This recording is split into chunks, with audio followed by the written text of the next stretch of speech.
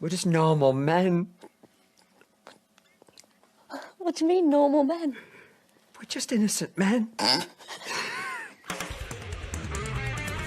It's time for Side Scrollers with me, Stuttering Craig. I did. Oh, wow. Right on the tip. Just on the tip. And Blabs. Co-hosted by our friends from around the internet. There is a portion of Norway where it is legally required to carry a firearm at all times. If you're just a normal man looking for common sense in this crazy-ass world, you've come to the right place. And now, broadcasting from our homes from around the internet, it's time for Side Scrollers.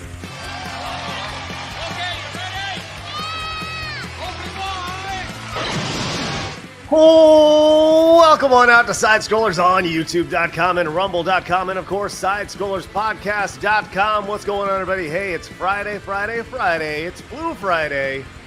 That's Finish Strong Friday. What's going on, guys? I'm Stuttering Craig. Glad you're with us today. Got a great show for you guys lined up. I'm glad to be back. I am definitely feeling miserable, but feeling miserable with Blabs. Hello, Blabs. How are you? Oh, thank you. Just question, what is Blue Friday?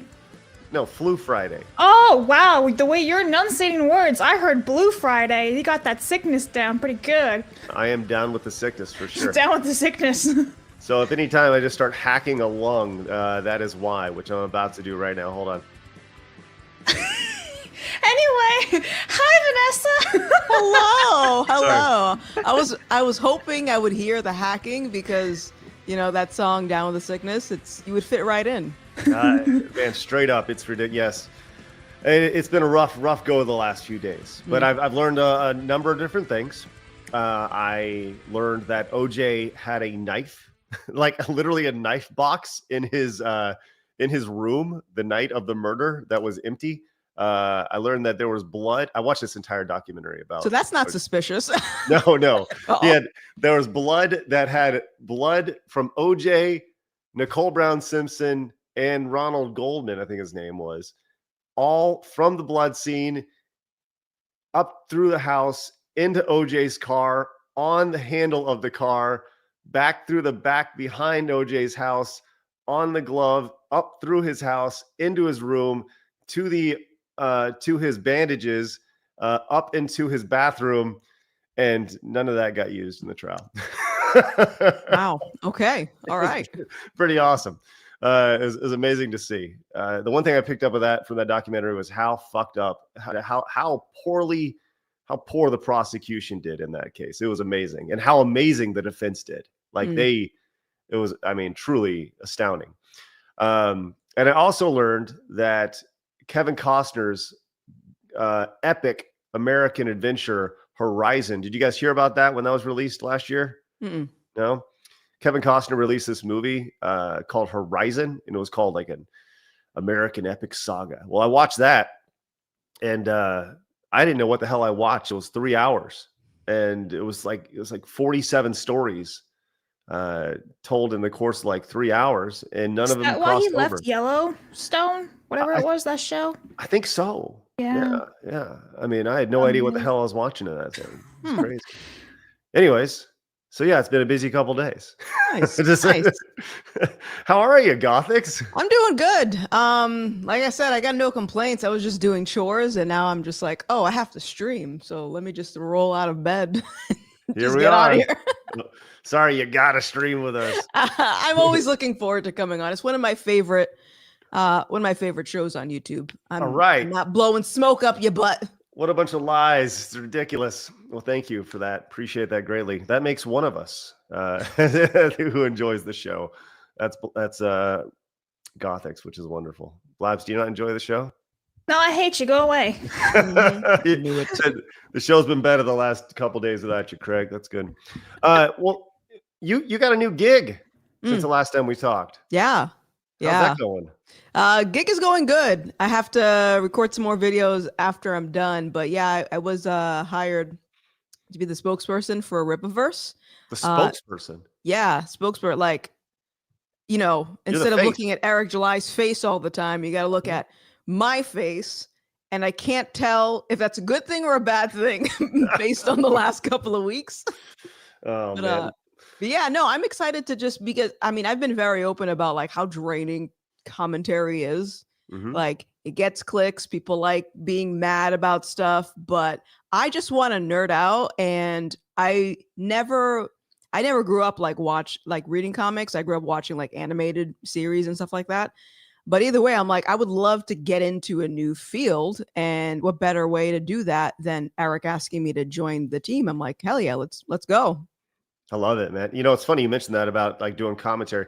You know, we've been talking about stuff for a couple of years on the show. Our 2-year is coming up February 15th, and we have discussed internally. We're definitely going to be slowly pivoting our show a little bit. While we're still going to be talking about everything that happens on a day-to-day basis, yeah, at the end of the day, we have the most fun on the show when we're just nerding out about stuff. So you're going to see that reflected in the show, as well as some of the edited content we're going to be producing in this next year, which we'll tell everybody about that later. So we can definitely relate to what you're talking about for sure. So yeah. With that said, if you're new to the channel, make sure you hit the subscribe button. Join the 115,000 normal men who have found common sense in the video game and entertainment space. Would greatly appreciate that. Also, hit the thumbs up button. Hey, let's get going. Let's get our goal, man. 1,337 doesn't seem that unreasonable. I think we can hit it. So hit that thumbs up button if you wouldn't mind. We'd really appreciate that. With that said, we got a lot going on today. We have a lot of really interesting topics, including a number of studios shutting down and a number of people getting fired, which has been a very typical trend of the video game industry over the last 2 or 3 years. So it's amazing how that works out. With that said, we always like to start the show with today in video game history. So Blabs, we got a good one today. I know that. I know. Listen, in 19977, everybody, Final Fantasy VII was released. VII, huh? I'm doing it old school. Okay. Mega Man Maverick Hunter X was released in 2006, and then we have Super Smash Bros. Brawl released in Japan in 2008. So happy end of January, everyone, with your 19977 release date. That's good, Blaz. Way to go. I always count on you for a typo or two. Yeah. Gothix, you got any memories of any of those games? No, I never, you know what, especially Super Smash Bros. I have the memory of being angry that I'm bad at those types of games. And that's pretty much it. I never really liked Final Fantasy, like the earlier ones, because it was turn-based. I don't know if the newer ones are. Are they? Like, I have no idea. Yeah, they're like action RPGs now. Yeah. Yeah. I don't know. I'm not crazy about those. I've never been a turn-based guy either. When it comes to RPGs in general, for me, that was a big turnoff for me with all RPGs. And it's definitely affected me to this day, where the term RPG to me is like a sin. I have no interest in it. And people are like, well, it's changed now. Because the idea of like, you attack, then I'll attack. And then I'm going to step back and you attack me again. And then you're going to step back and I'll attack. That never made sense to me at all. I was like, that's not real life. What the hell are we doing here? You know? So yeah. That's not real life in video games. What are you doing? It's ridiculous. But I'll tell you what, Blabs, there were some noticeable games that you did not include today. Now, you picked good ones, to be clear, but there are definitely some noticeable games, including... Well, at least you appreciate the ones I did pick. Yes. For once. Thank you. Bucky O'Hare on the Nintendo Entertainment System. Now, Gothix, are you familiar with Bucky O'Hare? What the hell is Bucky? Oh, man. Okay. So Bucky O'Hare was I think it was a cartoon that lasted 1 season. And it had one of the most brilliant intros ever. And they thought this was going to be like the next Ninja Turtles. And it had an arcade game. It had a Nintendo game. And the show was pretty good. I don't even know why it didn't return. But it was, and the video game was great. I think it was done by Konami at the time. So it was pretty high quality, both the Nintendo game and the arcade game. But also Blabs, Soul Blazer for the Super Nintendo, Mr. Gimmick for the NES, which is, I believe, pretty freaking rare. College Slam, which was like NBA Jam knockoff, which, you know, they had like NBA Jams. So they wanted to put college teams into it, so they made College Slam. It's the exact same game, just a reskin. And then the ill-fated reboot of Blades of Steel, NHL Blades of Steel 2000, which sucked for the original PlayStation. So you also missed Devil May Cry 4, which was a big one, Blabs, in 2008. And let's see what else we got. Oh, Soul Calibur 5. Yeah. Yeah, there's a lot today. Yeah. Final Fantasy 13-2, 12 years ago. Holy shit, man. A lot of Feeling old. Yes. Feeling sentimental. Yeah, I'm just saying. A lot of good stuff today. So way to go, Blabs. Love that. All right. Right off the bat, man, we're off to a kick-ass start as Greeksty2 came in with a $49.99 super chat. No message. There you go, Gothix. That's what you Gothix over here literally throwing her head back. I forget you have that. It always catches me off guard. It catches everybody off guard, which is wonderful. But yes, hey, give it up for Greeksty2 coming in. Just dropping a bomb so we can deliver your bombs. That's great. Wonderful. Thank you very much for that. Bike Short Senpai also says, I'm definitely finishing on Friday. Don't be weird. Miku came in, says the doc always wins. Firm handshakes in the chat. Well, we're going to get into the Dr. Disrespect stuff for sure. And Crazy Cat says, hey, Gothix, what's your husband's favorite RippaVerse character? I think he said he likes Isom. Angela says, I was gifted one side-scroller membership. That's right. Membership. That's right. Thank you. Blab's trying to own that. Reddy says, in the end, we'll never know if OJ was guilty. What do you mean own that? I actually guess memberships. Everyone knows that. Memberships. It works. Speedy Cake came in with the 10. Hey, of our second of our Montez super chats today. We're trying to get to 20 yellow super chats to unlock Montez, which Gothix, you have not been around since Montez has become a thing. Okay. So if we hit our super chat goal of 20 yellow super chats, then you will witness Montez, and you'll actually play a role in what happens with Montez. So, all right, pretty well, I'm excited. Let's do it. Yes, come on. Speedy Cake says, "Could be worse, Craig. You could cough up the world's second biggest blood clot like that one guy did to make medical history because it was the shape of his airways or something." What are you talking about? No, stop. That's disgusting, Speedy Cake. But thank you for the 10. Appreciate that. Crazy Cat says, what is this a bit or something? You're probably going to get people who are genuinely curious, but I think 90% of them just want to troll. Well, we'll take your troll money. Fire away. Let's go. The Worthy One says, hey, Craig, I thought of something something very petty you could do for the next Game Awards. To tick off Twitter weirdos, bring in John Tron to present an award. Oh, that'd be great. Well, we got a year to figure it out. We're actually having our kind of board meeting tomorrow, so that'll be fun. We'll talk about all the things we can improve on, but having John Tron would be excellent. Winterfell came in, says OJ passed away, looking for the real culprit. Well, I don't know if, unfortunately, we'll never find out who truly was the murderer.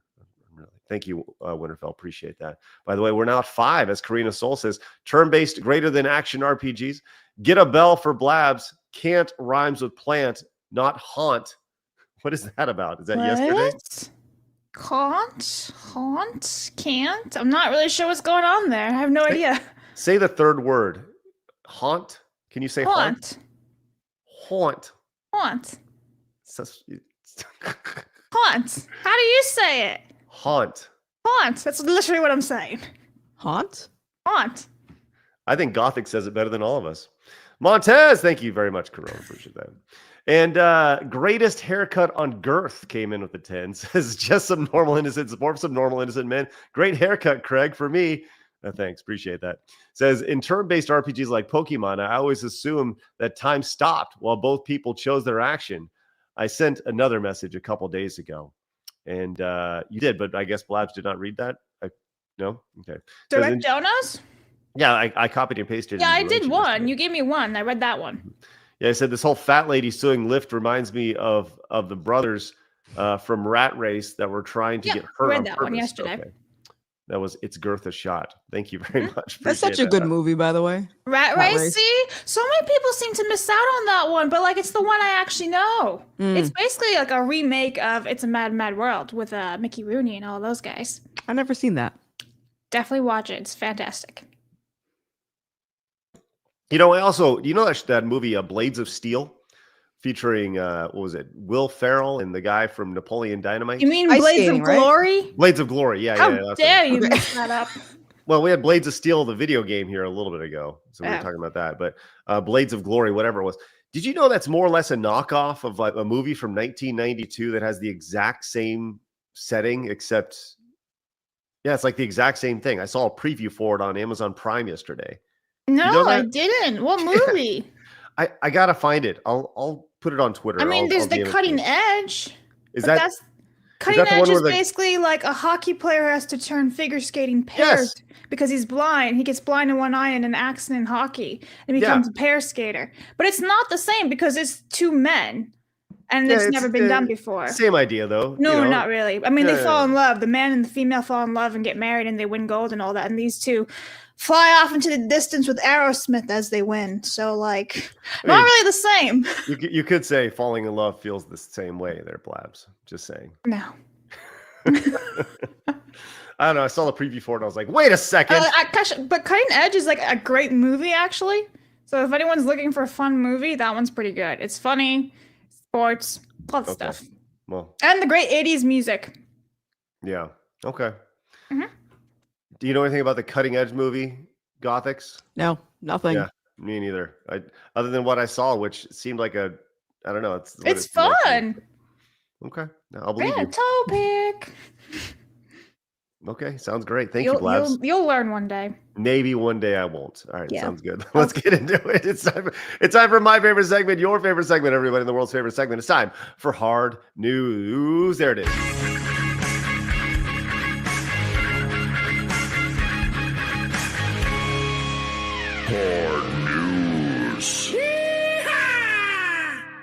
Okay, we got a few quick hits to start the show today, which is good, including Nintendo updating with a new game for the Nintendo Switch Online expansion pack, a new N64 game. I bet you know the meme for this, Gothix. You've been around for a while on the internet. Ancient. Yes. Do you know the meme Ridge Racer? Nope. Oh man, I'm uncultured. This is you uncultured swine. Well, Ridge Racer 64 has made its way to the Nintendo Switch. 3, 2, 1, go!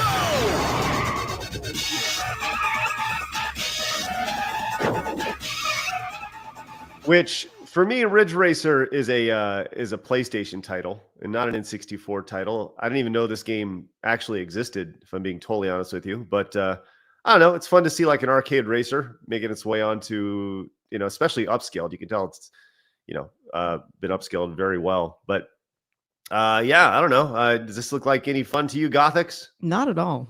All right. Blabs, do you have any interest in Ridge Racer 64? Actually, no. Okay. Oh, God, I guess I'm just the only one It's who just likes you, arcade Craig. racers. I know. I like cars that go vroom vroom and go fast fast. But see, you- women drive, so this type of game wouldn't be good for me. Wait. What'd you say?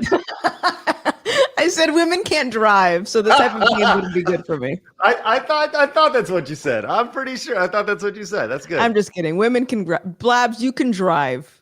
I know, yeah. I got can't manual. drive. I'm good. I don't believe you. She's gonna like pull up one day with her pickup truck. I'm like, oh yeah, I'll show you, and just smashes into a tree. Oh my God. Oh God, that's crazy. Well, you can look for that if you have Nintendo Switch Online, expansionpackplus.com/org, the subscription feature over on Nintendo. You can play the game I didn't know existed until yesterday when I saw that. You know what? I wish I didn't know existed, but I do know existed. We saw these things at CES, these robot heads. Gothix, I'm just going to show this to you. Did you see these robot heads over when CES happened? Yes, these are sus. I can only imagine one purpose that this would serve. And what would that be, Gothix? Use your imagination. How customizable are these things? Well, I'm glad you asked. We have a video of that. Here, check it Yeah, out. the real question Vanessa was asking is how big does the mouth open? What? Mhm. I'm sorry. Yeah. I'm sorry. What's that, Blabs? Yeah, listen, I had the same idea as Gothix. How big does the mouth open? That's what we were wondering. That's what's going to be used for. Let's be real. You guys are totally irresponsible right now. We're being logical here. What do you mean? We know you thought of that too. It's either going to be used for someone that doesn't have any social skills, Mhm. and even at that point, they'll probably use it in the way that I'm probably thinking most people will use it for. Yep. Craig out here is going to be like, how big does this mouth open? Blabs, we're gonna watch this, then I'm going to surprise the shit out of you here in a second. Okay? Okay. So you have the robot here staring at you deep into Oh my your god, was this soulless like eyes. CGI'd by James Gunn? Look at the eyes. Yep. So One you go eye in this here, way, one eye that way, like Superman style. you can cover its eyes if you want. It'll follow you around. And of course, they gotta have the big old boobies. But hey, you talked about how customizable it was, Gothix. Check it out. Just take that face right off. Oh, that's terrifying. That To be fair, is that's what we look nightmare like. fuel. It sure is. And you want to see, you think someone's gonna stick their wee-wee in that. All right. Oh, sounds yeah. good. But then see, if someone ends up dating one of these things and they get into a fight, they can just swap the face and be like, I don't want to talk to you anymore. I don't want to look at you anymore. Ah, that's better. I love you, Linda. Yeah, I hate you, Jane. Yeah, exactly. Then you just swap it out. Look at this. You're gonna just pop another face on it, and you're good to go. That's it. That is crazy. Wow. I love how he pulls the nose. I have to say though, like that one in particular looks really good. Like it looks very realistic compared to. Yeah, that looks pretty good. It You think does. so? Okay, I'll take your word for that. You don't I mean- you don't think it looks like a almost I wouldn't say past, but you can clearly tell it's not real. But it actually has pretty good facial structures. It's not like derped. Yeah. I don't think that's the structure that most people are looking at on that. I'm just saying. I think most people look. Craig's like, my eyes are up here. Yeah. You know. So last time we talked about this, Blabs, was a couple weeks ago, and you brought this up, and I want to let you know I've actually been in contact with this company. I have. What are you doing? Actually, you know what? I don't want to know what you're doing. That's your business. No. Leave me out of Wait, it. the robot company? Yes, I have talked to the robot company, and I have suggested, because I think this would be so freaking funny. Are you replacing me with a robot?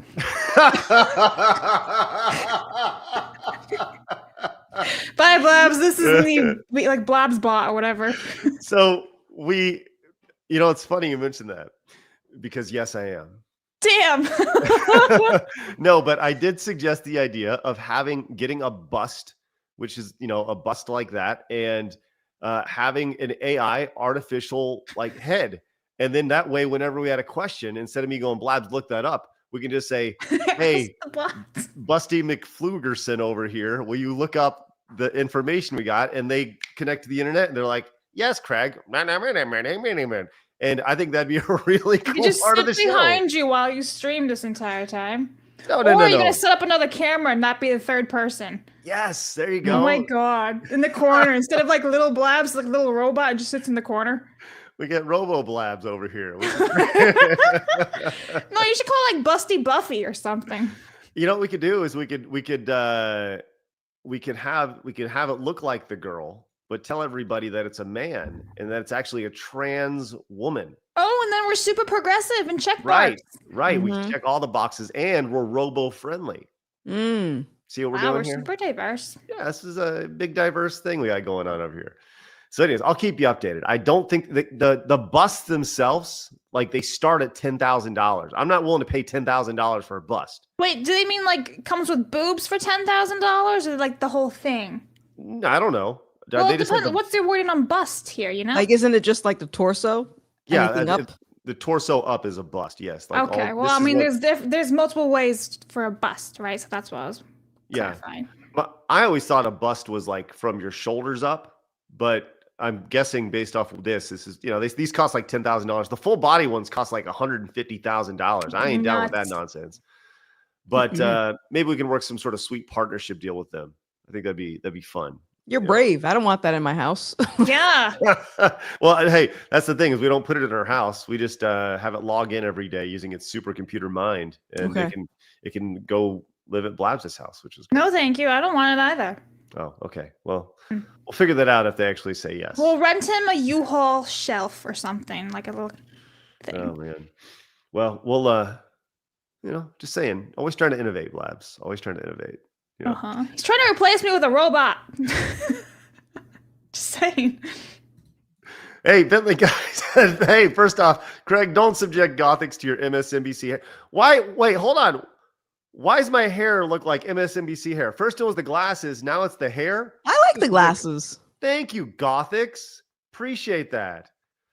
Ridiculous.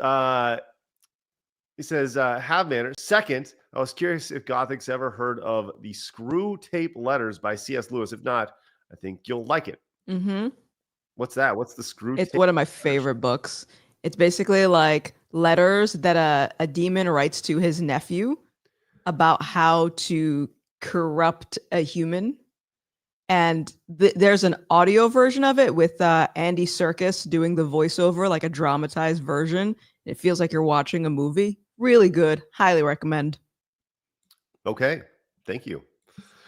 Norm came in and says, Normal Man is out with an abnormal cold. Yeah, there you go. Going to spend the day resting and recovering. By the way, along the way, where is Craig's hat? Happy Friday. It's over there somewhere.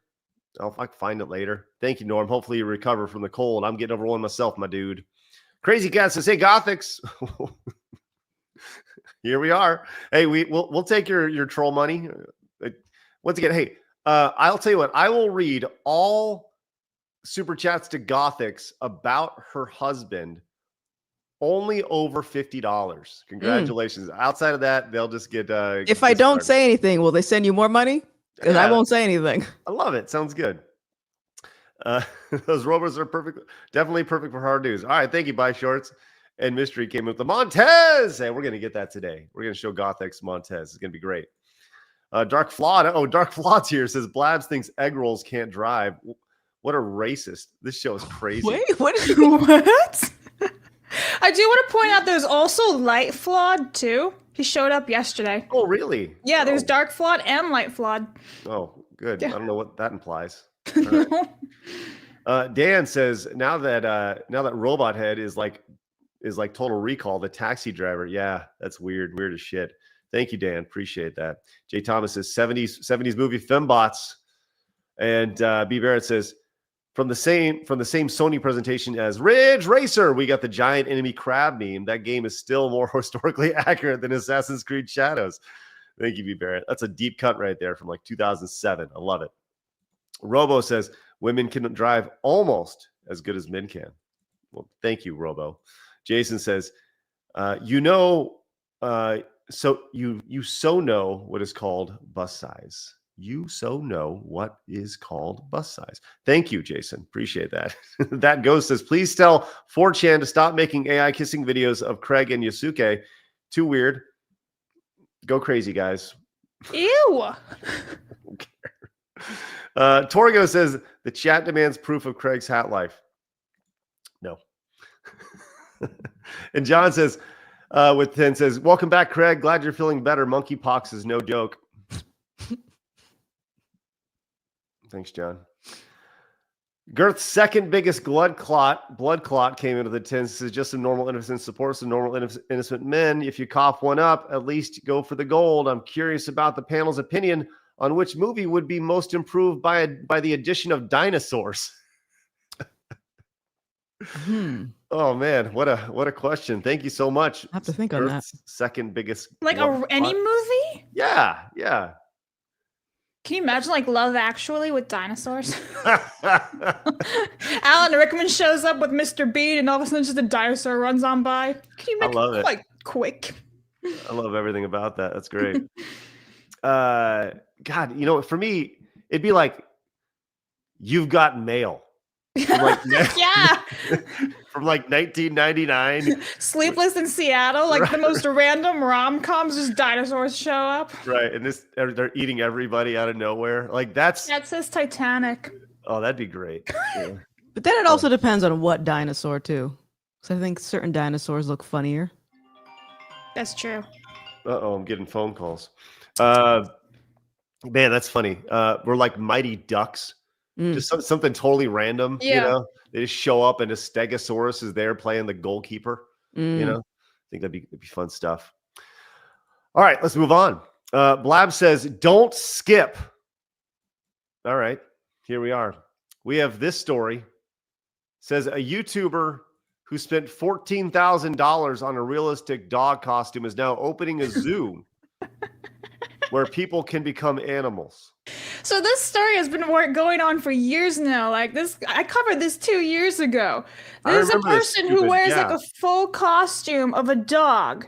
Like there's a person in there. It's not a dog, it's a person. And now they're doing zoo tours, basically. I remember this. Yeah. Not All right. funny? No. Wait, is this a person? Yeah. That's a person in there? There's a person in there pretending to be a dog. Do they pay taxes? I don't know. I don't think They they're better. American. Aren't they like from one of the Asian countries? Was it China or Japan? I can't remember. God, I want us to just start punching air right now. Just want to start running. I bet you he's making more money than Craig. Oh, I guarantee. Well, yeah, I guarantee this guy's raking it in. That's a big ass dog. Yep. Or a little Asian. One of the two. Yep. Okay. So this guy's making a zoo? Yo, I think he's going to participate at a zoo. You can wear a costume and experience being an animal. We Enjoy can all be being an animal. furries together. Oh my God. Okay. All right. Gothix, your thoughts on the next level of nonsense? I go back and forth between, okay, people have hobbies. This is bizarre, but this is a hobby. Enjoy your hobby, I suppose. But I don't know. I feel like this is treading on the line of promoting this as like it's normal. Like, you know what I mean? Oh, yeah. It's not normal. No, this is not normal at all. Now, there is a YouTube channel here called I Want to Be an Animal. That is what this is from. And why aren't you subscribed? I refuse, Blabs. And here it is. Here's this guy getting... Wait, hold on. This guy's getting carted around on an actual cart. So this video came out a year ago. And this guy literally gets carted around at parks, at like dog parks and stuff, and dogs interact with it. Yeah. Okay, hold on. Who's worse? This is a legit question. Who's worse? The idiot in the dog costume or the lady enabling it? Maybe she's getting paid. Maybe? I just want to know, is he kneeling? Like, how are his legs? Yeah, I think he's like squatted and everything. Like kneeling and all that, yeah.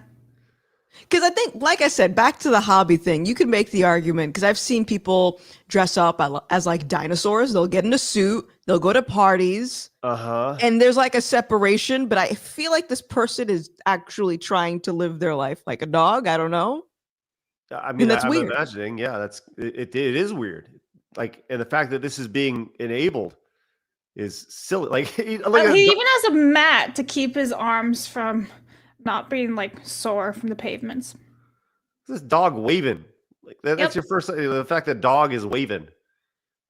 That's some weird shit, man. Like, and the fact that it's carted around is so weird. So weird, man. Look at, hey, here's a dog, Norm, with his Trump dog hair thing. Here's his.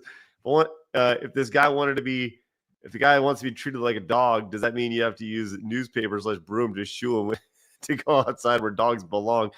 These are good questions. Good question to ask. So this guy is taking the next step in his weirdom, and look at, like, if he was truly a dog, these dogs would like want to be around it. They're fucking terrified. Just throwing it out there, Just wow, so weird. Unless they sense the human, they can maybe smell the human underneath and be like, okay, it's just a person. Do you guys remember the movie? It was like called something like The Master of Disguise. It was Yep. like this guy that would dress up as a bunch of things to go undercover. So maybe Yep. there's an argument of using it for like investigation. You know? He's like some FBI worker. Yeah. Solving crime by being a furry. Wow. That's a crazy. story right there in Just itself. blend in. Somebody. Man. I like Like, that. Gothix, I'm with you on the idea that like most of the time, I'm all about people like kind of doing what they want if they're doing it in their private life. Mm-hmm. But when you start going out in public doing this shit, like I don't know, man. It's really, really fucking weird. It's a really slippery slope, you know? the slope is we are long past the slippery. And we've seen what happens. We've seen what happens when you're okay with the going down the slide, you know, you end up in Lulu land for 4 years. Well, I'll tell you what, Blabs. Maybe we're thinking about our goals. No, I'm and not everything. dressing up as a dog. No. I'm saying send you there, and then you could pretend to fulfill your fantasies as a dog. What fantasies do you think I have? Oh, Blabs, you told me all about it. It's ridiculous. What? No, I'm just kidding. He's trying to paint me as some furry working for the FBI here? I don't think so. No, they all got fired recently, Blabs. All the furries working for the FBI. That was one of the new executive orders for Trump in the first week. Listen, I am so sorry. He's got the flu. I don't know what's wrong with him. He's It's the loopy. meds. It's the steroids. I don't know. So I'll bring him in back now. You okay now? What? So loopy. I'm good. All right. Let's go to this then. This is from dudes posting their W's over on X. This just simply says, dude's got a talent. I'm a big fan of Bartender Talent. Like Me too. People can make cool drinks and make it look awesome. I think there's a little art to that. Let's see what this guy's is. I have not seen this yet. Let's see what goes on here. He's got the long. Oh, is it going in every single glass? Oh, look at that. Number one, how do you learn that you can do that? What? Oh Whoa. my God. Isn't that impressive? Wow. Didn't see that coming. Let's see that one more time. That's crazy. So that's a very, very specific order. Like, hey, I want 14 of these drinks. And he was able to pull it off so perfectly. That's pretty impressive. What, I don't know. What's the most impressive thing you've ever seen done by a bartender, Gothix? In person, nothing. It's very basic. I've seen some guy online. I don't know if he's Japanese or he's something else. He's not American, but he does all these crazy things. Like he'll light the bar table on fire. And I'm like, bro, I just wanted a martini. Like, what is going on? And he just all these elaborate stuff. But whenever I go to a bar, it's like, what do you want? Just the most basic thing. You're like, I want a beer. And it's like, here you go. There you go. That's it. That's all you get. Blabs, are you a fan of the do you think that there's an artistry? Oh, I think to it's awesome. bartending? Oh yeah. Listen, it's a really cool skill and it's very hard to do these things. So very impressive. How do you learn to do that though? Like the idea that that's Practice. we have, someone's like, I really need 15 of these things. And you're like, how can I make this as crazy as possible? Well, people are just really creative and innovative. So when you stare around at glasses and drinks, you see like what works. If you can put glasses in each other and all that stuff, yeah, it's cool. I would also imagine that if you're, making tips, you want to innovate to make more tips, so. Yeah, that's true. But you think you'd want to like have you're doing that over on like the bartending stand and only like 6 people are going to see it. You'd want to have, if I was doing something spectacular like that, I'd want to have a camera on it and I want to broadcast throughout the entire bar, so everybody can see it. Everyone can throw money at me because I'm so cool at pouring drinks and slinging alcohol and stuff. But I don't know. There's definitely an art when it comes to that stuff. I always appreciate when somebody incorporates fire into their act. It's a pretty good stuff. You ever had like what's the what was it? 151? Do you ever have 151? Yep. Where it's like it just pretty much tastes like burning. Mm-hmm. Yeah, that means it's working. It's working so good. Blaz, you ever had 151 before? What's that? It's like 75. Okay, so 151 is the proof, 151 proof. I think 200 proof is pure alcohol.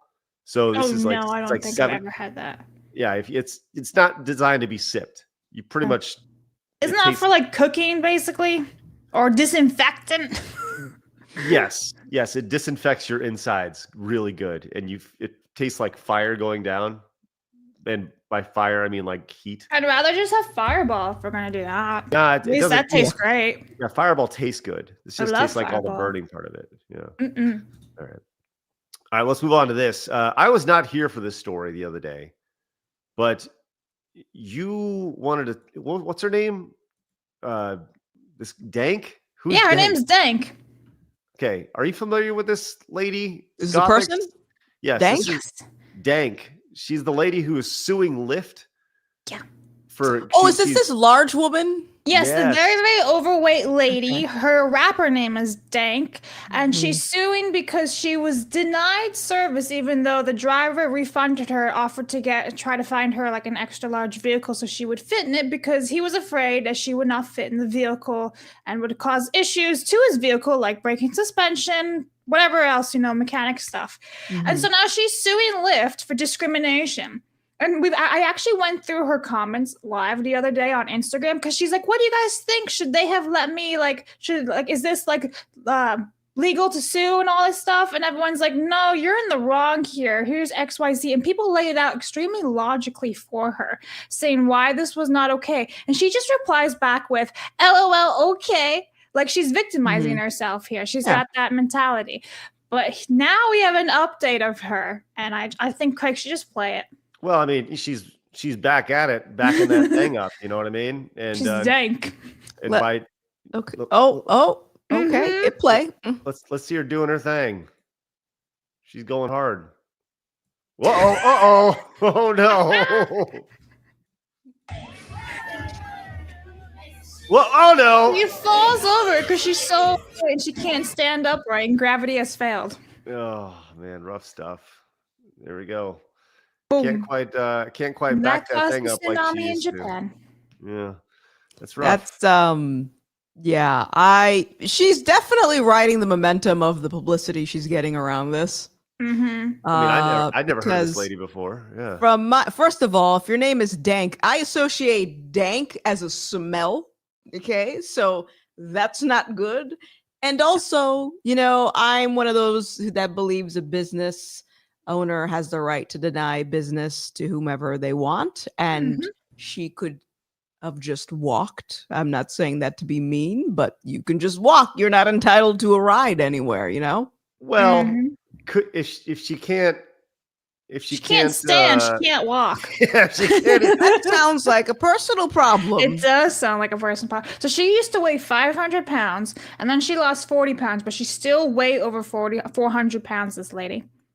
And I think Dank probably explains all of her areas she can't shower on her own. So yeah, that's gross.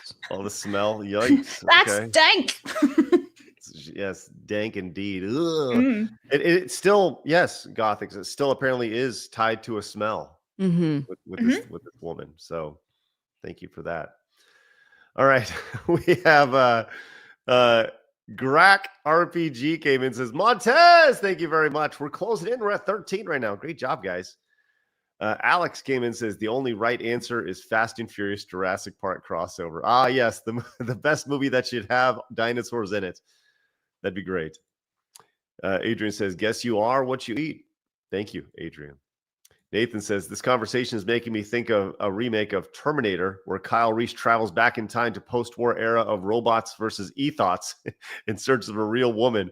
Still better than Dark Fate. Thank you, Nathan. Wasp came in and says, every day we stray further from God. And Cookie Kaiju came in. Thank you very much. It's a brand new member. Suffer So Proud says, sorry I'm late, Craig. Glad you're doing better, bro. Blabs like big bums and pickles. Yay. You missed a lot. Okay. Yeah, that's it. Craig looks like a... I can't unsee it now. Yeah. Craig looks like a keyboardist for a ska band that was mildly popular 15 years ago. It's pretty outstanding. Thank you for that. Oh man, thank you for that as well. And the dog stands up. Freeze, dirtbag, FBI. There's your FBI dog, Blabs. Yeah, let me just grab this one from Joey on Rumbles because every time I tried copying the text over, StreamYards was saying it's spam. So Joey actually said, yes, I'm all for the guy opening a zoo for furries, lock them in cages and steal the keys. Thank you, Joey. That's not that bad. And YouTube was like, that is bad words. Don't use it. Lord Slosh says, always remember to spay and neuter your furries to curb their numbers. Skip Mayfield says, welcome back, Transmato. Damn. I'll say this, man. You guys keep throwing your, you guys want to roast me, go ahead, man. This is just like, look, I have one, this is my second skin. I just think of it like video games. I have my hat skin and now I have my glasses skin, which is great. Now, you want to be able to read, right? I want to be able to read. Jiggly Saint says, I don't mean to say that Dank is fat, but I did hear that the sorting hat recently placed in the House of Pancakes. Montez, that's a reference to Harry Potter, isn't it? Thank you. Yes. Yeah, that's good. I'm on that. Marblin says, I felt that fall here on the east side of Michigan. And Matthew says, I bet Dank. Ew. God. I bet Dank's folds smell like expired blue cheese. Thank you, Matthew. Appreciate that. It's wonderful. All right, let's move on. Gothix, Disney has had a lot of ups and downs over the last several years, say 2020 through the last, 5 years or so. It's had some hits. It's starting to recover a little bit, but it went through a really bad stretch.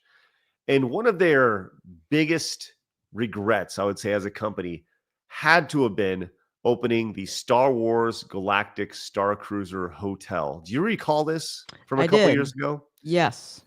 What do you remember about this thing? I remember that when I initially saw videos of people going to it, I said, this is how much? No, this is a waste of money. I would never. Yes. I believe it was $6,000 for 2 nights. That's insane. And they quickly found out that there was zero market for this experience, which you think they would have thought about a little bit more before investing $1 billion into making this thing happen, right? So it shut down very quickly after they, there was all the memes about people being transported this thing in box trucks and it was just a mess, an absolute mess. And nobody really ever, if you went to it, you were one of the very few who actually went and experienced this thing. And to be clear, those who did go to it actually said that it was a pretty cool experience. The problem was that it cost $6,000. So I don't know if you saw the news, but have you heard about what Star Wars Galactic Star Cruiser is going to be turned into, Gothix? The parking lot? No, that'd be a very expensive parking lot. No, it's going to be turned into offices. They're literally turning I was close. Yes. They're just turning it into Walt Disney Imagineering offices. So the most expensive offices ever at Walt Disney World. The rumors were that maybe it could potentially come back as a dinner experience or something. And now they are coming back as this. This is nuts. Do they have pictures of the offices or anything? Like, I'm trying to understand, is it like high-end office buildings because of everything that they had, or are they absolutely horrible cubicles? I would think they just turn each of the hotel rooms into an office, right? They could do that. Yeah, it's very expensive. An office for who? People that work at Disney? Yeah. They're Imagineers. Yes. How many hotel rooms were there? Because that's a lot of employees that randomly all of a sudden have an office now. Are they moving from another building? Are they hiring a surplus of employees to house? I'm sure that's what's going to happen here. Look at this, the timeline on this. The Star Wars Galactic Star Cruiser opened March 1st, 2022 and closed September. It lasted 18 months. Man, time flies. Already closed in 2023. Wow. Yeah, that seems like it was just yesterday when that happened. It's been sitting around for a year and a half. It's been closed for as long as it was open. Just think about all the expenses on just keeping it like turned on, because you have to have like the water and all that turned on. Well, maybe not, because Florida doesn't actually like freeze now, does it? So it's not like you need to really worry about the plumbing and electricity. But that's wild. All the overhead expenses just to keep it like stable and not falling apart. I mean, this is a legit question. I saw somebody in the chat says, why not just keep it? Why not just keep it a hotel? Like, why not just keep it a hotel? Just not charge $6,000 a day for it. Yeah. You know, maybe tone back the whole experience aspect of it, you know, and say, you know, you don't need to do everything that was originally going to be offered. Bring it back to a reasonable price point. I don't know, $500 a day or whatever. Yeah, I think people would do that. I actually don't think Disney would want to do that, because they're always about like having the best of the best experience. So if you're doing like a subpar thing of something that failed and now they're changing it to lower everything, I feel like they would not want to do that. Well, I think, you know, with any product like this that fails so miserably, you got to give it some time to kind of breathe. And it's been 18 months since it closed. I mean, a lot of people just straight up forgot this thing even existed. So, you know, I don't even think you put a new coat of paint on it. You just treat it like it's I mean, I've never been there. I don't quite know what the experience was like, but do we know anyone who's been there? I think Jay has. Drunk 3PO. I think he did. I don't remember seeing anything, but it's been a hot minute. Yeah, it has been a little bit, but man, what an absolute unbelievable failure that was. And to see it kind of just turn into offices is really, it's kind of shocking. It's depressing. What a failure. Were you a big Disney fan growing up at all, or are you just I mean, I watch Disney movies. I'm definitely not one of those Disney adults that freak out whenever something comes out. Right, But, right. Yeah. I saw some thread about Disney adults, and they were just like, Disney adults just want to be happy. And it's like, yeah, but you're 35 years old and you, That's weird. you know, it's like, yeah, I get, not saying you shouldn't be happy when you're 35 years old, but maybe don't revolve your life around a corporation. Yeah, no. You know? And like this whole Star Wars hotel, like I feel like the target market was Disney adults, because if you try, because when I think of Disney World, I think of a family place, not for single adults to go without kids. I mean, you can, but that's not really what I think of. Yeah. So a few years ago, I had, it was like right as I was, like Disney really pissed me off. And I went to Orlando recently with my family. We didn't even go to Disney. It was one of those things where it's like, we just had no interest in going and being a part of what that company was throwing down, just based on all the insanity. But a few years ago, I went out there to go for whatever reason. And I actually had an annual pass that I got in 2020 before they just went fucking Looney Tunes, right? And I had the annual pass is about to expire. So I went to Epcot. And I was only there by myself. And I went there in the morning and I felt like such a fucking weirdo in Disney World without my family, with no friends, just standing there walking around. Like it was, I was there for like 30 minutes and I was like, I'm out. Like I just couldn't do it. I felt really weird, because you're right. Disney is a place that is best shared with friends and family. As are all theme parks. It's just weird to kind of go there by yourself. Yeah. I don't know. It's just, Blabs, you ever been to a theme park by yourself? Like just like for a day? Yeah.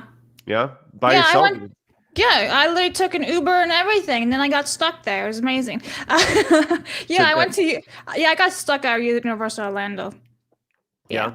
Yeah, but it was really fun. I enjoyed going there. I just kind of hung out in like Diagon Alley and really just took it in, look at all the different details of the theme park. I thought it was beautiful. I would love to do it again. Just go by myself. Like for sure, the rides and all that, you need friends to go with. But like just wandering around, yeah, that's me time. I look at everything, my pace and everything. Yeah.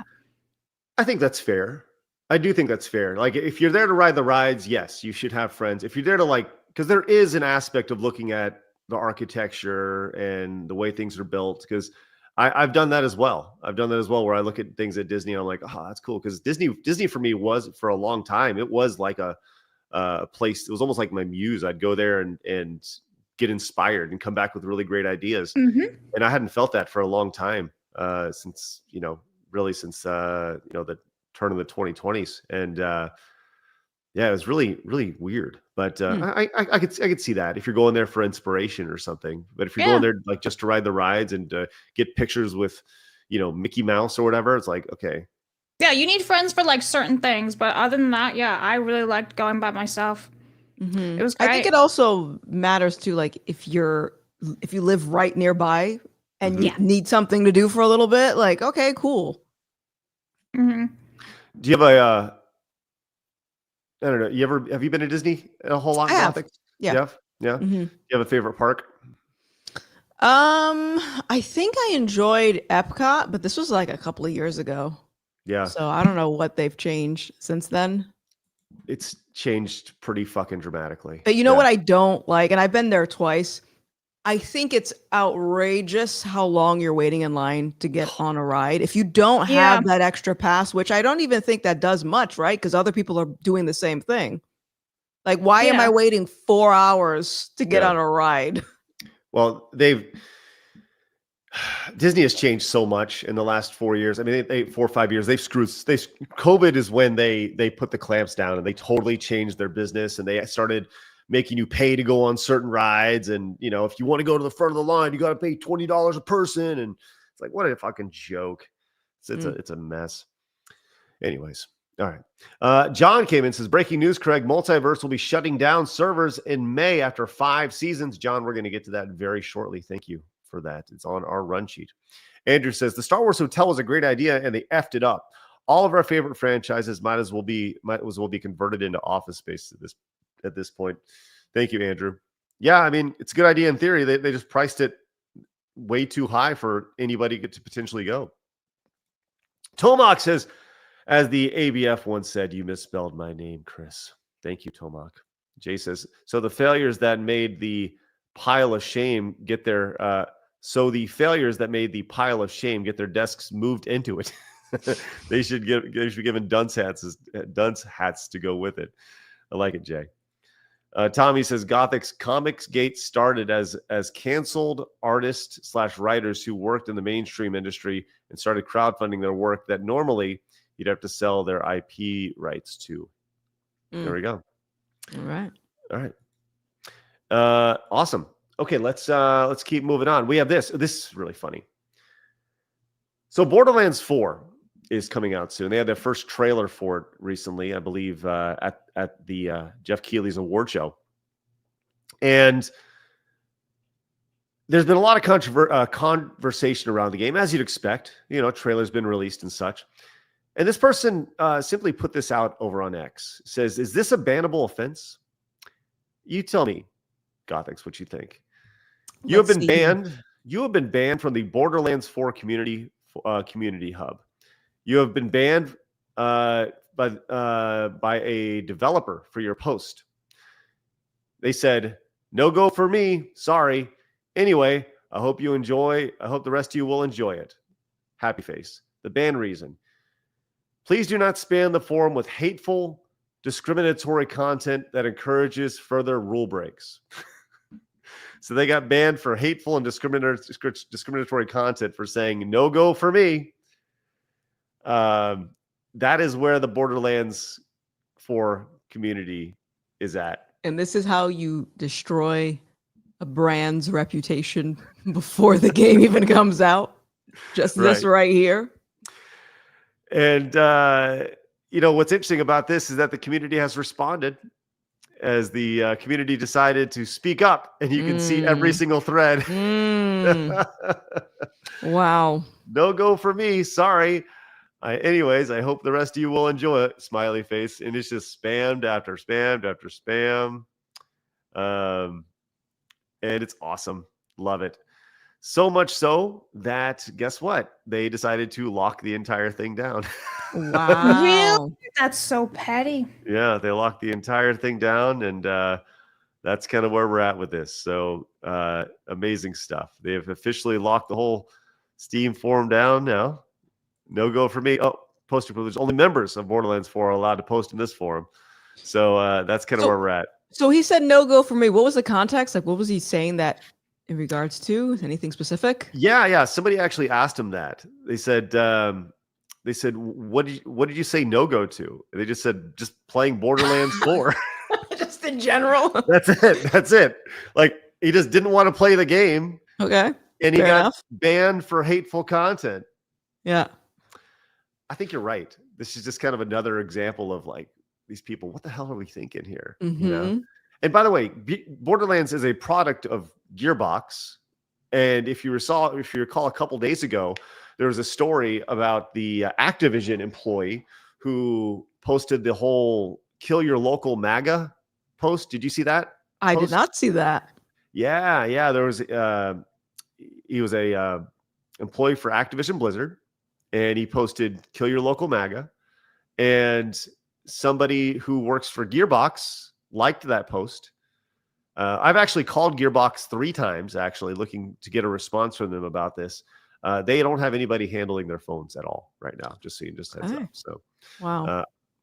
if I had felt better, I would have just gone straight up there and asked them about it, because they're a local company here in North Texas. So, I think it's worth asking that question. Like, how can you stand behind a company, a statement that is literally incitement of violence? You know, and why is this person not fired? You know, Yeah.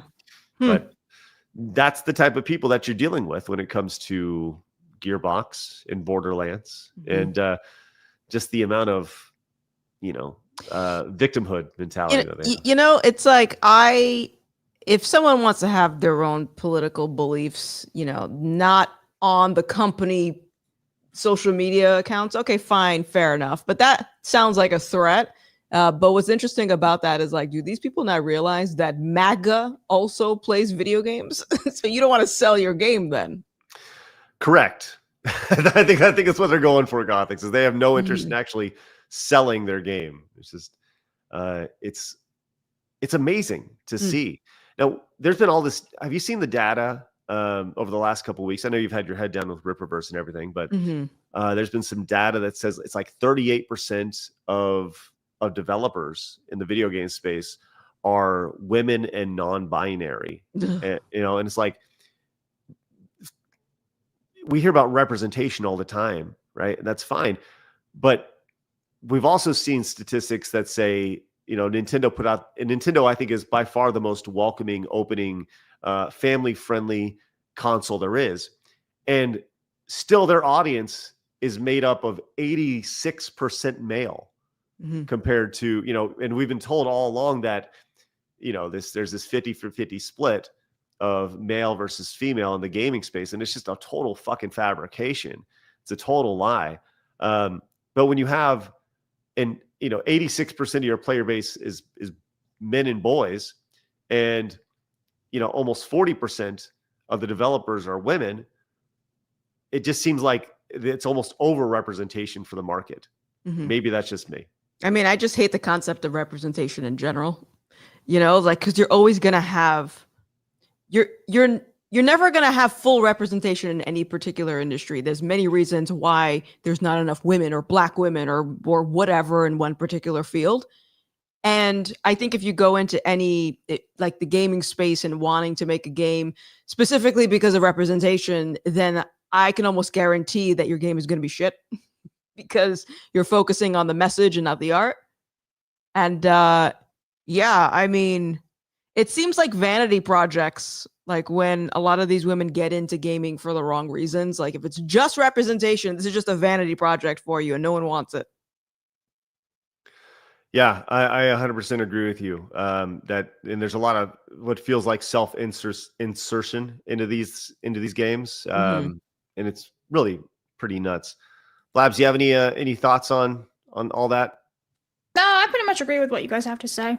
Although I will just say about the Activision stuff with the Kill on MAGA, that's still not 100% confirmed, is it? So I still want to say allegedly, just for now, just to play it safe. I don't want to be like, we said this, but then that actually wasn't real. Well, yeah, okay. But I do think it's important to continue to point out that the guy who said that scrubbed all of his social media. True. But he did, but like on one side, it also could be like mob fear too. I just want to point that out. So like, I'm not all in, like, Okay. Interesting. All right. Well, let's talk some numbers here. Everybody loves talking video game numbers, huh? Let's go. Okay. So we have an update on some games that have sold and not sold. let's start off with Prince of Persia: The Lost Crown. This was thought of as like actually a pretty good Prince of Persia game. It's like a 2D platformer, and it sold only 1.3 million units after 1 year. For comparison, between the Two Thrones and Warrior Within and Prince of Persia 2008, you see it's drastically undersold. So that's kind of interesting to see. It also is just another one of those things about Ubisoft. It's like, okay, that sucks. Then we also have another quick hit here. This is actually kind of expected, but this is kind of a big deal, I would say, as somebody who really loved Gears of War. I mean, I thought the first Gears of War, the first trilogy was really good. Did you play Gears of War at all, Gothix? No, never, because that was Xbox, right? It was Xbox. Yeah, I've never had an Xbox. Well, guess what? Do you have a PlayStation? Because now you can play it, because apparently the Gears of War Trilogy Collection is set to be announced for the PlayStation 5 and a remastering of all 3 games with crossplay. Wow. So that's actually a pretty big fucking story. As we saw this, thanks for pulling this, Blabs. This is also more Xbox franchises continue, including Gears of War, making their way. We saw the idea of potentially Halo going on to set to be released on Halo of all things, being released on the PlayStation. So Xbox is just fire sailing all their stuff out in an attempt to. Xbox is saving PlayStation. Shout out. You think so? I mean, no, but at the same time, it's kind of funny that they're getting Xbox IPs. Man, that's going to be really weird for me to see Gears of War on a PlayStation. Like, that's really weird to think about. I mean, I definitely would play it. Yeah? Yeah. Well, that's the idea. That's the idea for sure. So. They're doing good. Yeah, okay. Gothix is down. Would you play Indiana Jones and the Great Circle? That was the new no. Indiana Jones. No, you would not. Mm-mm. Well, I thought this was very interesting, an interesting headline here. Indiana Jones and the Great Circle has officially reached 4 million players. Not 4 million people have bought it, but it has reached 4 million players. Because you got to remember, this is also featured on Game Pass. So Game Pass is the $10 a month service. So is this how we're measuring success of how many people games reach now instead of sold? Interesting idea. Got anything on that, Gothix? Yeah, I mean, like someone said in the comments, reached and not played. Mm-hmm. So that could mean like what? I open up the game for 5 seconds and decide I don't like it. Are you still counting me in that number? Yeah, true. Yeah, like it's like an ad impression. Yeah, like it was received 4 million impressions. I'm always fascinated by like Steam stats where you can go in and you can see how much of a game was played. Mm-hmm. Versus how the percentage of people that went in and actually beat the game. And in reality, people who actually beat the game is just it's a fraction of a percentage. And people who beat the first area or level, it's like 12%. Most people have the game, they never even played through it, right? I'm always intrigued by that. I would love to see those stats with Indiana Jones, to see what that actually means for reached versus played. So interesting stuff. So let's just keep an eye on that as we move forward. See how that phrasing is put out there moving forward, specifically when it comes to Xbox and Game Pass. Just keep an eye on that normal man out there. So, all right, we get a couple of these super chats real fast, and then we'll move on to this other story regarding DrDisrespect here. Andrew says Disney adults are the worst. People like that swinger couple should make everyone despise them. Oh my God. I don't know if you were on for this, Gothix, but I'm going to play a sound effect. And if it doesn't make your blood boil and screech, I'm waiting for Blabs' reaction to this. What is that? Go ahead, Blabs. Fill her in. That is a lady giggling. She is one half of the redheads or whatever it was called. Twink and a redhead. Yeah, twink and a redhead. She's the redhead, and the twink is obviously a twink, and they basically go hunting and are on the prowl at the Disney parks for fellow swingers. Now, we don't know if it's a parody or not, but you never know in today's day and age. You never That know. sounds like a parody. That's okay. So she giggles. She's worse than me. Wow. It's the worst. Thank you for that. Well, I said it before, and I'll say it again. Dank looks like a great unclean one from Warhammer 40K. Blabs, please put an image of the great unclean one for reference. Can you find that? Oh my god. Okay, so this is the great unclean one. Oh no! You make one of those bigger, please. Yeah, I guess we'll try with this one here. Oh, why'd you pull up a picture of Dank? Yeah, that's Dank. Oh, that's gross. Thank you for that. That will haunt my dreams tonight. Oh yeah. Nathan came in and says the problem I have with Disney adults is they are not the target demographic for that IP. There's a point where you should grow up to other IPs, but you should go back to it for nostalgic reasons. Yeah, I hear you, Nathan. I agree with that. Yeah. I don't really mind Disney adults. Is when they start acting like children, are very narcissistic and have that attitude, then I'm like, you need to go away. But I don't care if they enjoy stuff. I've never seen a Disney adult that didn't act like that. That's the problem, right? They all have that narcissistic attitude. Yes. All right, we got this from Jay Toma. Hey, will you read that off the next couple for me, please, Blabs? Because you're dying. All right, so Jay Toma for 10 says, the 50-50 men-woman isn't fabrication. It's a deliberate manipulation of statistics and definition of gamer. When you include everyone playing Candy Crush and similar, it's probably close. Thank you so much. And then Tommy says, is Bioware doing a 280 course correct? They fired all the Dragon Age Veilguard staff, apparently. If so, yeah. Well, we'll get into that in a little bit. Just you wait. A for 5 says, did you see May from Fatal Fury KOF guest appearing in Street Fighter 6? Surprisingly, Capcom is leaning into her looks instead of nerfing them. Did not see that. Craig, did you see that? No, he didn't see that. Okay. Sorry, I've been dead the last couple days. True. Marissa says, every time we talk about Dank, I keep thinking of Count Dankula instead. He would find that funny. Yeah, a lot of people keep thinking about Count Dankula, but no, unfortunately not. Cool. All right. Let's go and move on. We have this is a kind of an interesting story here. Let's go and start off with kind of a little bit of background here. We've talked about Dr. Disrespect several times on our show. I think it's important to talk about Dr. Disrespect. He's still one of the top streamers in the space. He has been for the better part of a decade. Gothix, your thoughts on Dr. Disrespect, good or bad? I like him. He's good. Yeah. Yeah. He's his character is very vibrant, very macho, right? Now, I think there's a difference. You can enjoy a guy's art while still his work while still not really enjoying the person who does it. And there's a lot of controversy around him as a person. It is what it is, right? And I don't really care to talk about that. But with that said, there were a lot of allegations around it back in over the summer, back in June, where after some allegations, he was actually let go by as one of the co-founders of a game studio called Midnight Society. Now, this is a company that he founded with this guy. I think his name is what goes by 402. His name is blanking me right now, but Robert Bowling. That's what it is.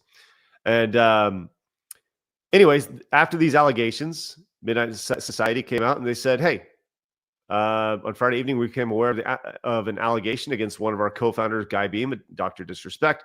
Long and short, they distanced themselves from him and they booted him from the company."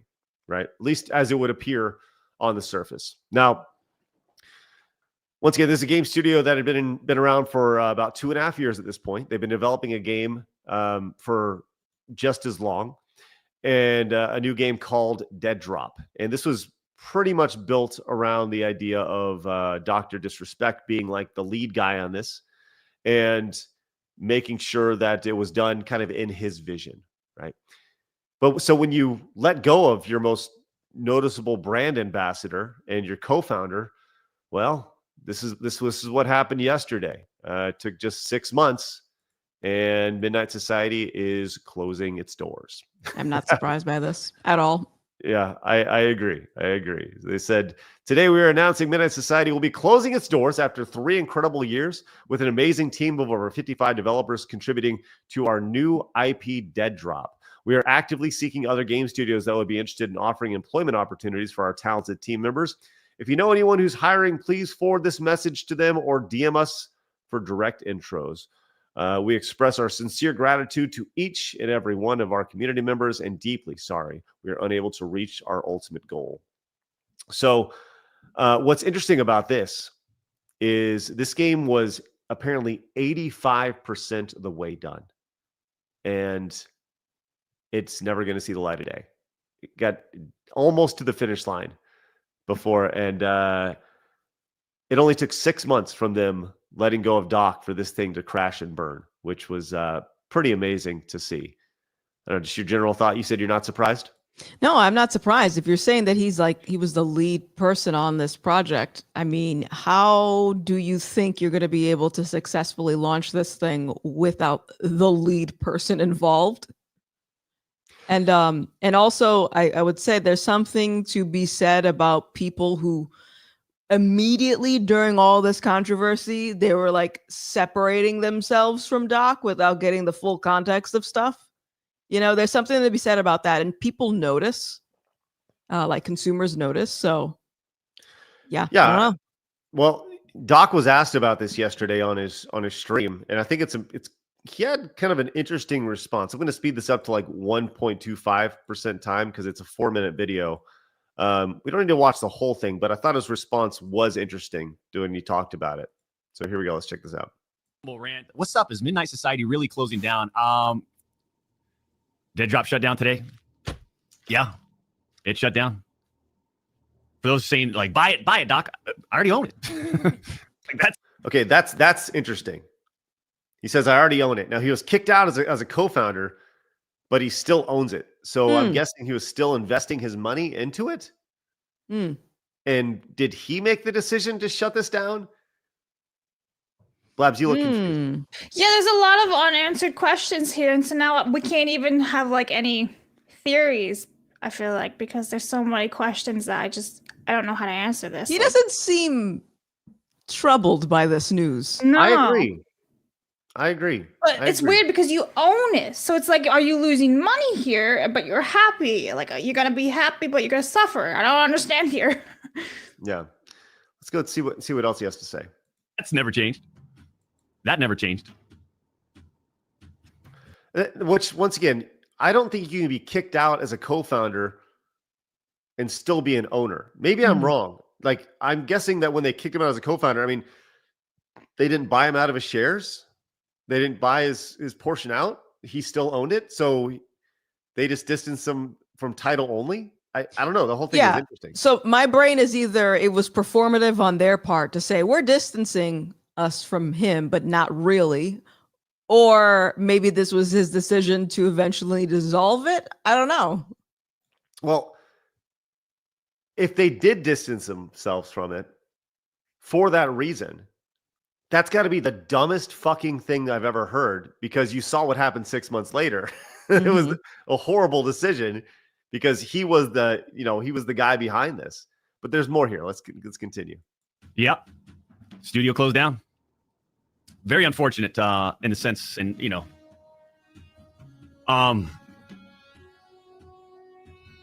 lot of people went to that studio because of our specific vision. And I'll speak on this right now. Right? I chose not to speak about Midnight Society and Dead Drop and how they handled things with me because it was just because it was still an active project. And these people who've got families and they're hardworking developers, they all went there because of our specific vision for a studio in the modern day of like, how does a studio come to be, right? In terms of this whole open development, transparent, high level communication. We wanted our community right there beside us as we build the game. And that's kind of how we had to do things just based off of, investments and funding, and that's just the reality of when you want to build a very like high level AAA gaming experience. You're gonna, it's not like, hey, all right, there's $100 million to work with, right? We built it from the ground up, literally from the ground up. So, it's all, there's a lot of passionate developers that came over there and worked with us or decided to take the chance in coming along with us with our vision of the studio and this particular game and game concept that I had in terms of this vertical battle royale experience. And we got to a particular stage where, you guys got to basically experience certain aspects of the game of the complete vision. It wasn't a complete vision, but you got to experience certain aspects of that complete vision, right? Of that vision, I guess you could say. But, so I never really spoke about it because it's still an active project. And, there's active people, again, talented people that were there because of that and because of the Doc brand, myself, my approach to, I guess, game development or an idea or concepts of where games should be and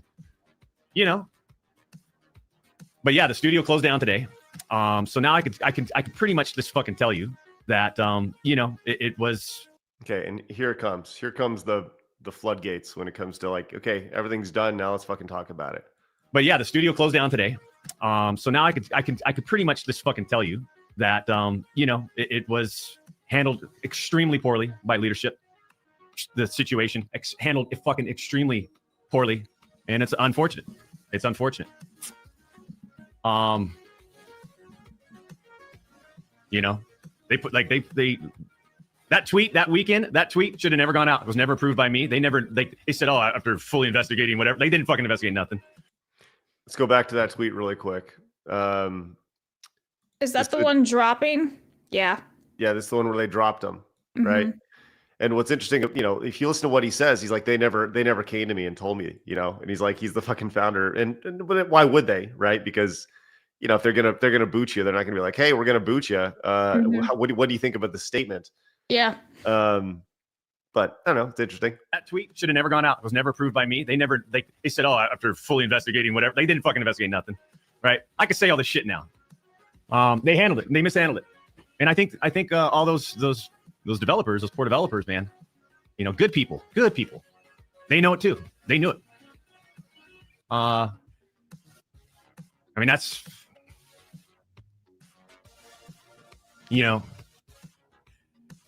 that's unfortunate. It's pretty unfortunate. So what is he going to do with all those developers then? Is he going to like hire them and make some new company? Because he's saying they're good people, but now they're out of a job. Yeah. I guess that, as they said, they're going to try to find people who, find them landing spots. It's kind of the idea. Death says, why would they? He's the founder. That's right. That's right. I mean, there's a lot of truth in that, but generally you don't tell somebody before you chop off their head, right? But here's the thing about this is that they didn't actually chop off his head if he's still the owner of the company. Right. That's the thing I don't understand about this. This makes, there's all you think you know what's going on, but in reality, we have no fucking clue. We're not there, right? You can only try to, put these things together. I don't know, Gothix, what do you think of, as you're digesting all this? Yeah, I mean, like I said, it sounds like Midnight Society made that statement just for optics, because I'm sure they were getting hit up by a bunch of people who are outraged about allegations with Doc. So they're thinking, okay, let's just separate us from him. But you're also, when you do that, you're not thinking about the people that you employ.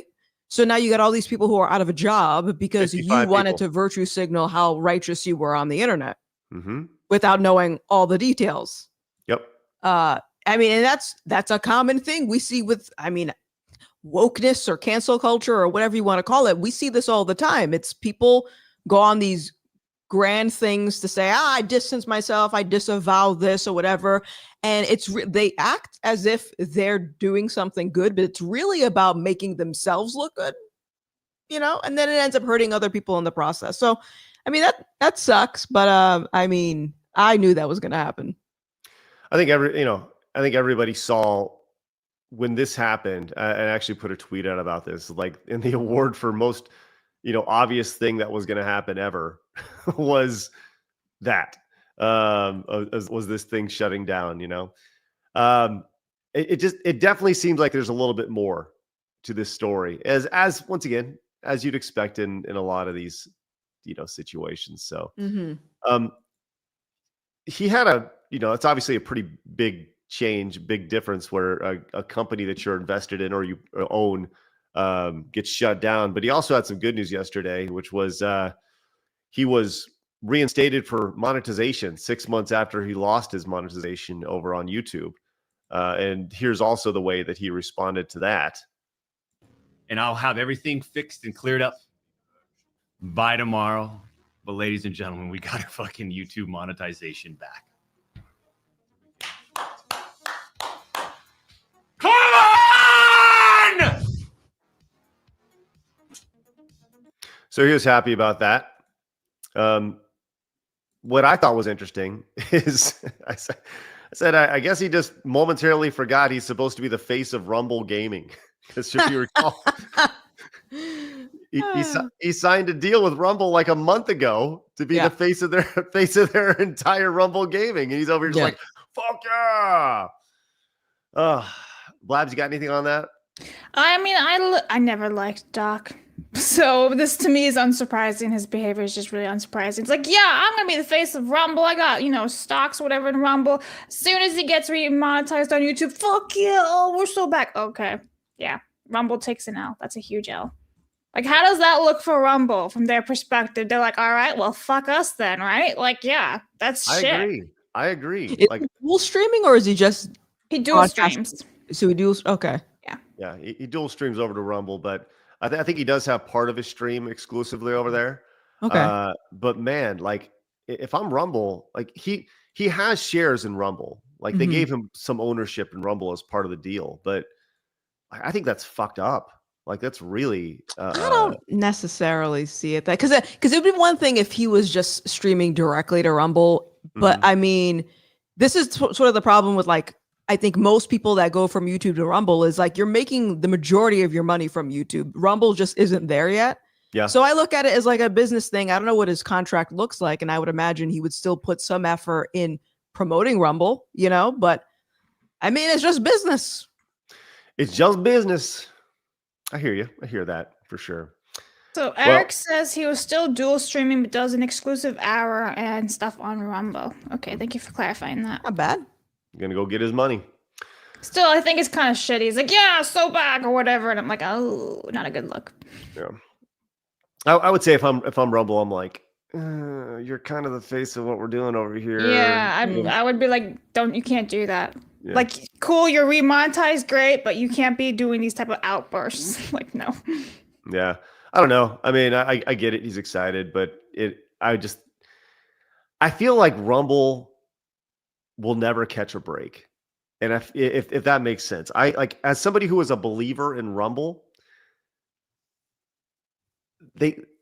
I believe in what they're building over there. I believe in their mission, like vehemently. I agree in their mission, but they're so far behind and it's going to take a long time for them to catch up. And I don't know if they have the horses to be able to catch up. I think that they'll always be relegated to the side quest.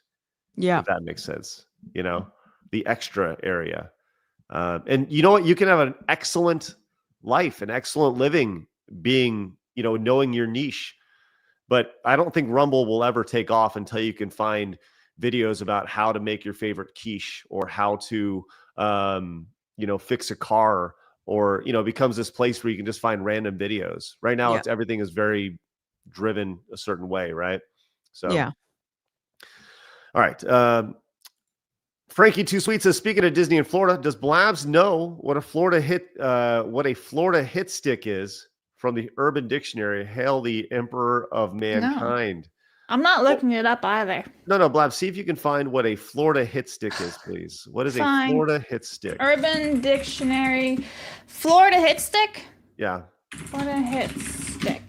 Florida hit stick. All right. It says, upon wiping her ass, the girl proceeds to manually stimulate her man with her Ew.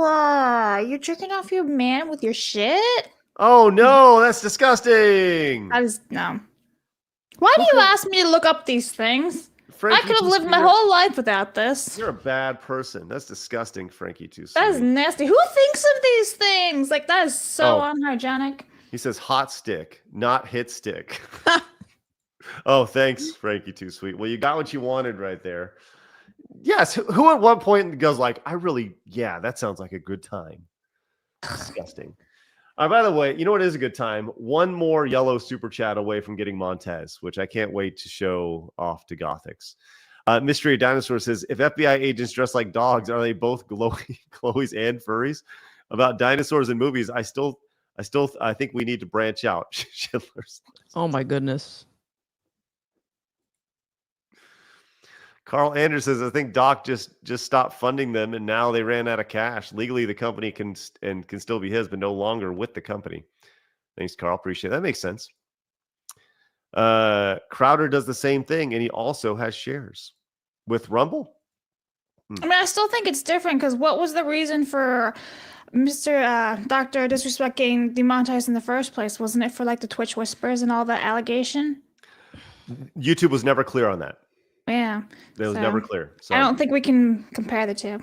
All right. The infringed Deist says, "Hey, Side Scroller is a Democrat in the House of Representatives who is buddies with his Hollywood has introduced a new bill that revives the Stop Internet Piracy Act, or SOPA. Oh no, the new version is even worse than the original one we defeated in 2011. Oh man, tweet that at me, please. I don't know if you guys recall SOPA from 2011, but it was a dangerous thing for the internet. It was a big fight against it. A random nobody came in with a 347, says, here's some money for Craig's Fuda furry art. It also, did you know Dino Crisis is now available on GOG? Nice. Thank you for that, a random nobody. Appreciate your support. Sigrid came in and says, Rumble won't succeed in its current form because its current marketing is taking the outcast of Twitch and YouTube. They need to get more mainstream appeal, but they can't or won't. Thank you, Sigrid. Yeah, actually, Kay's on the Rumble side. She says this. There's plenty of cooking content, etc. on Rumble. They're building the library up slowly over the time. The problem is a lack of traction for videos versus live streams, and I agree with that. Thanks, Kay. Yeah, they're definitely a more live stream centric for sure. Mercenary says, here, you owe me one. Well, we owe you Montez because we just hit our goal. And Adrian says, Dog Tez! All right. Gothix, you don't know who Montez is. Mm-mm. But let me just give you a quick background here. Several weeks ago, we were introduced to a road rage incident where a woman got out of her car. It went pretty viral. I don't know if you saw this. A woman got out of her car after she felt she was getting tailgated or something. And she approached the car and she yelled at this girl. Her boyfriend got out, and the boyfriend promptly belly to back suplexed this lady after she hit him. And on her way down to the ground, she was yelling for her boyfriend Montez. We have now co-opted Montez, and Montez is actually the guy who belly to back suplexers her now. So you'll see. We have several animations to choose from today. Gothix, would you like Montez to take place in the Mushroom Kingdom, Dustborn, The Moon, Street Fighter 2, or Mortal Kombat? Street Fighter 2.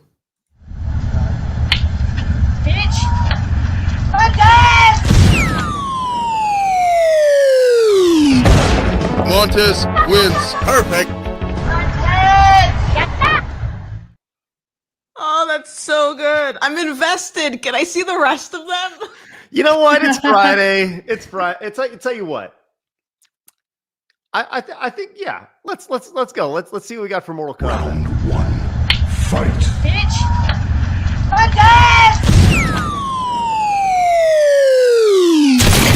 Fatality.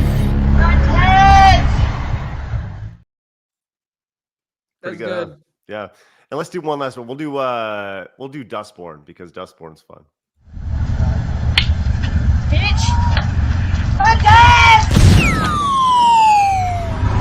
You are racist.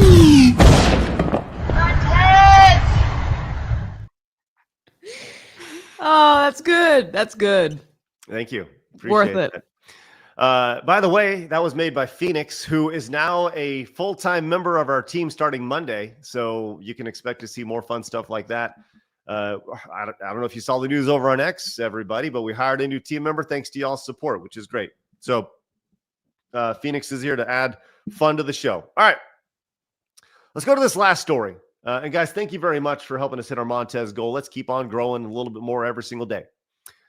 Okay, let's go to this last story where a couple days ago, Bioware announced a studio update. Now, Bioware is the developer behind the latest, obviously the Dragon Age franchise, Dragon Age Veilguard. Gothix, your thoughts on the Dragon Age franchise and just Dragon Age Veilguard as a whole? Never played Dragon Age, and it's sad because the only memory I will have of this game is I'm non-binary, and that's not good. Yeah, you are correct. You are correct. That's, I think, what a lot of people will think about that game. That'll be the lasting legacy of Dragon Age Veilguard. Well, a couple days ago, BioWare released a statement saying pretty much, hey, guess what? We are kind of winding things down with some of our... Says, now that Dragon Age Veilguard has been released, a core team at BioWare is developing the next Mass Effect game under the leadership of veterans from the original trilogy.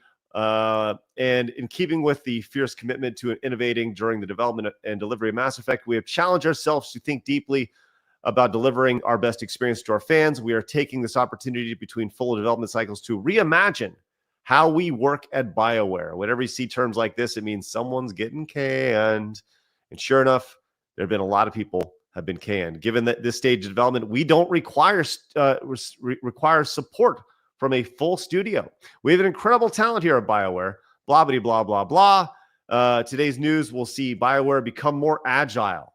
There's a lot of red flags in here. More agile, right? Don't require things, all this stuff in here. So long and short, they let go a lot of folks. And we saw layoffs begin over here, and a lot of people with pronouns in their bios got laid off because of this layoff here, including the entire writing staff who wrote Dragon Age Veilguard. Gothix. It's a shame, huh? It's a shame, but yeah, it do be like that sometimes.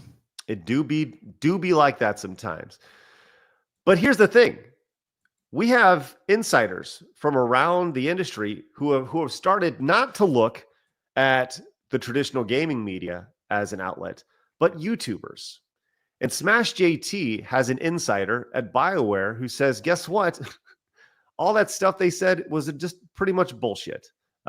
He had an article and a video I watched yesterday about this. It says, insider tells all BioWare's secret layoffs disaster behind the scenes. And in this article, he showcases all the people who have been let go.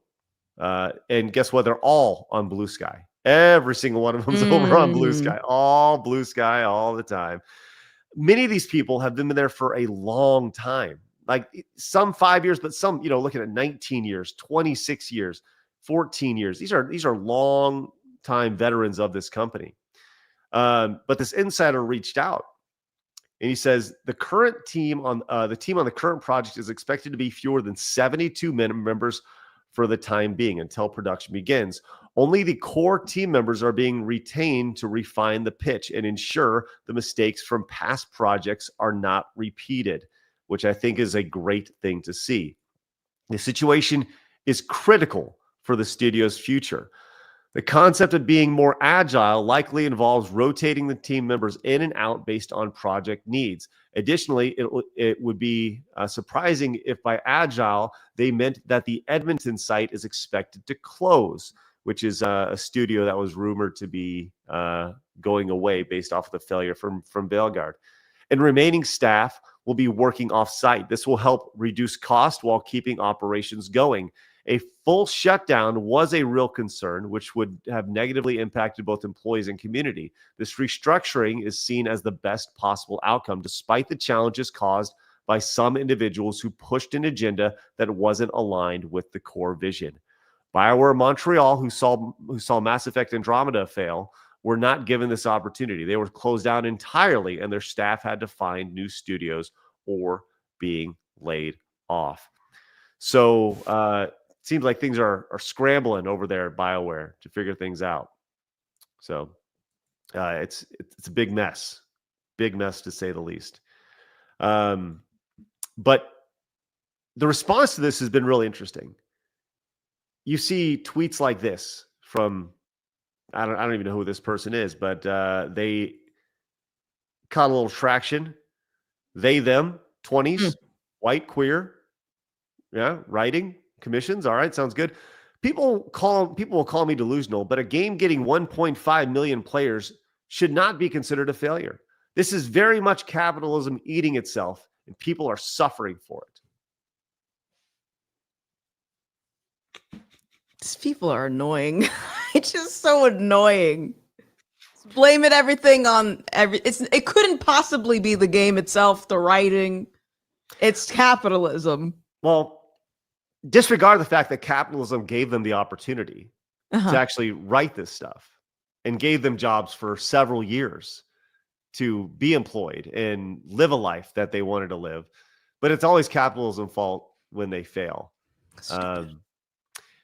We saw this guy tweet this out as well. This caught a little bit of traction online as well. He said, let's kind of sum this up.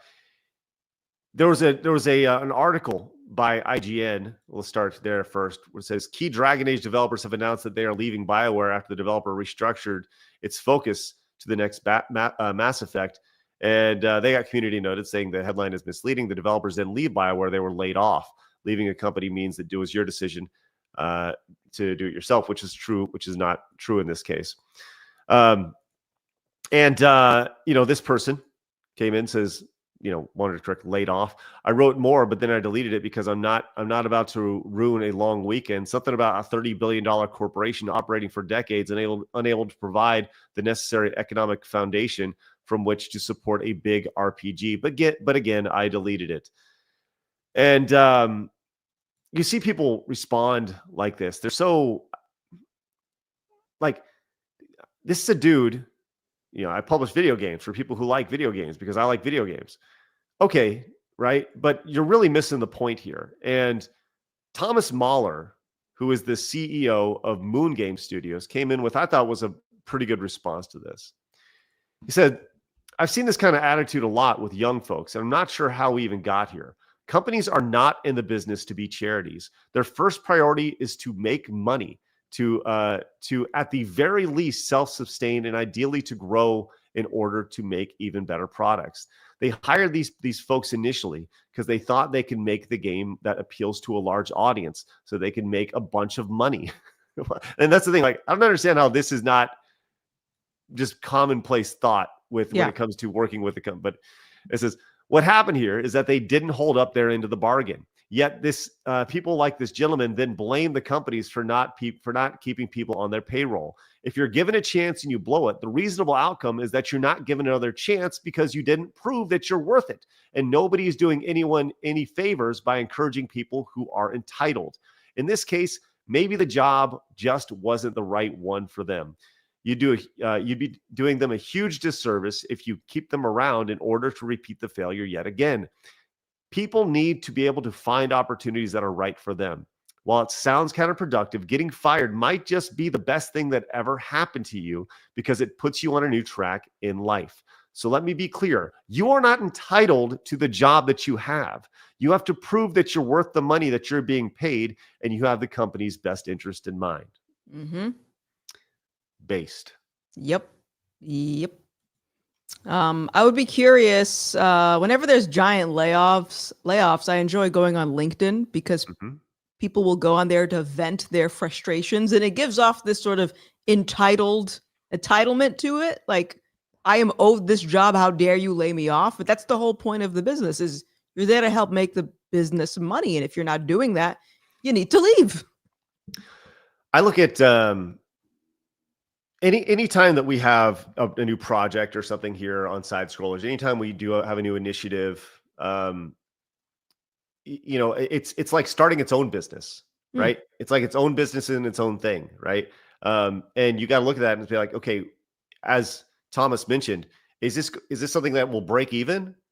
Is this a loss leader? Is this the idea we're going to lose money on this, and it's better for the brand or whatever, or is it designed to make money? And obviously, between Blabs, Phoenix, and myself, we are all designed here. The intention is for us to be able to do this on a day-to-day basis and to make money and be able to survive and support our families in doing so. So these are all things that we, that are thought about on a day-to-day basis. And I feel like somebody who comes off and feels so entitled in a situation like that, they've clearly had everything given to them, right? I don't think they struggle in trying to acquire this position. It was probably handed to them. They knew somebody and like, oh yeah, sure, I'll give you the job. So they felt entitled to it. They never had to struggle to get that position, and they felt safe in that position. So when they get fired, all of a sudden, the evil big bad capitalism did it to me. But as they forget, once again, it was capitalism that gave them that opportunity to begin with. Because outside of that, they would have been sitting there with their thumb up their butt, talking about how fun it is to play Dragon Age Veilguard or whatever. So yeah, I mean, and like it's one thing to start a new project and you get the growing pains, right? Sometimes you'll break even, and that's one thing. But if you're building an entire game off of this concept of diversity and DEI, I think there's been enough case studies to see that does not sell, and your primary consumer base isn't interested in knowing that you're non-binary. So you gotta pivot, otherwise you don't have a business. Well, the response to this IGN article was really interesting as well, and I do agree with you, Gothix. But you saw this as well. This was pretty amazing. Tell me if you're noticing a trend by the people who are responding to this. Also, they, them, over here. Shame to IGN for phrasing this as if the devs weren't laid off, but simply took the decision to leave it on their own. This isn't journalism. This is spinning a narrative. This industry is truly rotten. So IGN's getting hit from all sides of it now. And I saw the response to this, follow this young lady, saying the way they're acting like they just woken up from a coma is messing with my brain. Now suddenly there's a problem with IGN. When they were handing out 7s and 8s for the trash you were pushing, you were all for it. Now it's rotten because your industry insiders are getting kicked out. What a joke. I think she nailed it right there. So good for her. And then this last little bit here, we talk about the people who are being laid off. And I had a little conversation with Rev Says Desu last night over on X. He pointed out, says, with the recent layoffs, don't let Bioware off the hook. For nearly 2 decades, they shielded employees who supported children as young as 7 transitioning. These ghouls are targeting children in broad daylight. And this person was let go. The narrative designer, once again on Blue Sky, Trick Weeks, narrative designer for Dragon Age, novelist by night, also they, them, right? And you can see here, I'm looking for a new writing narrative position. They were just let go from their position at Bioware, 20 years, cherished in memory. Thank you very much, blah, blah, blah. Oh, by the way, here's a positive thing you can put out in the world today. Order Girl Scouts cookies from a trans scout via the list in the wonderful Here We Go. And then you look a little, this is this person, this little girl, little boy,